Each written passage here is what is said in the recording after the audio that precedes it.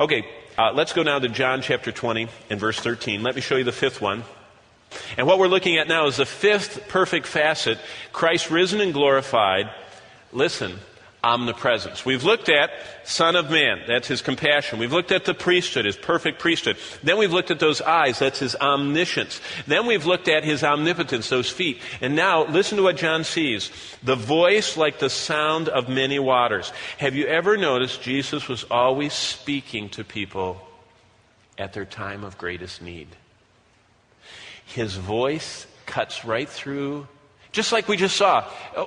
When they were thinking, and I didn't even take you to all of them. There are more than one boat story. Jesus was always rescuing in the boats. Remember one time he was asleep? You remember that one? And another time he's walking and he asked Peter to walk on the water. See, there's a lot of boat deals, 3 specific different ones. But each time he speaks and it goes right across, and just at the right time they hear him. John chapter 20, let me show you what I mean. Verse 13, and then they said to her, that says the resurrection morning, that's the angels, "Woman, why are you weeping?" You know, I don't think she caught the question, because she had to be asked again by Jesus. But she catches it the second time.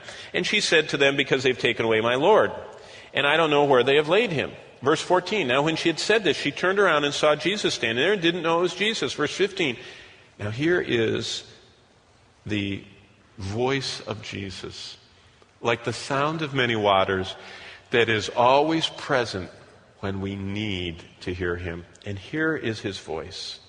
And Jesus said to her, "Woman, why are you weeping? Whom are you seeking?" See, that's what she needed to hear.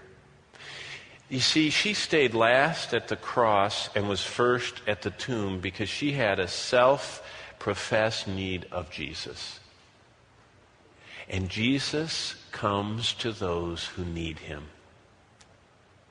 I mean, can you keep a mother from a crying baby that mother loves and feels for that child?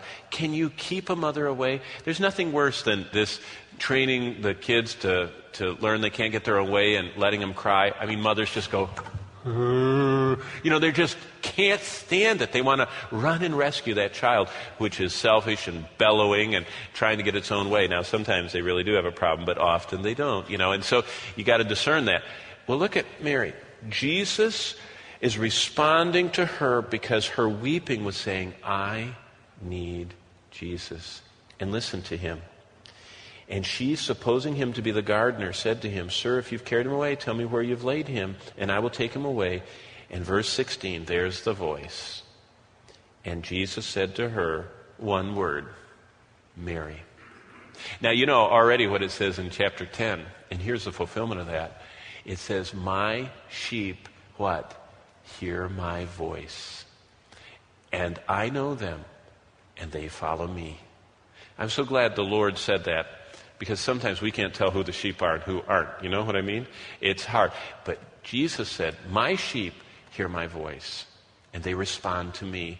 And so that voice is like the sound of many waters, is that omnipresent voice that we can hear in our time of need. And I want to tell you that no matter where you are, whether you're at your last moment and you're just in that darkness just before you leave this planet and you're in the hospital or trapped in your car or wherever, you will hear his voice. And if before that time you're sitting quietly with this book open and you say, "I need you," you will hear his voice. Why? Because he says, "Lo, I am what? I am with you always. And I am omnipresently there. And you will hear my voice, and I will speak to you. My sheep hear my voice. And they know me, and I know them, and they follow me. And I give them eternal life, and they can never perish."